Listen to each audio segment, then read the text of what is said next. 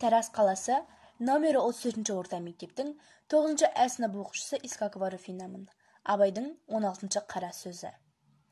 Қазақ құлшылығым Құдайға лайық болса екен деп қам жемейді. Тек жұрт қылғанды бізде қылып, жоғалып тұрып жүрсек болғаны дейді. Саудагер несесін жия келгенде, тапқаным осы, біттім деп.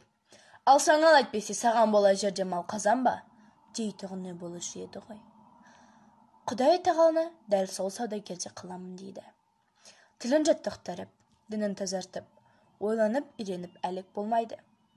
Білгенім осы, енді қартайғанда қайдан үйрене аламын дейді.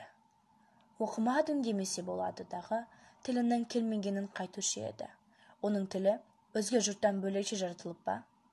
Мен осы эстафетаны әрі қарай мектеп оқушыларыма жолдаймын.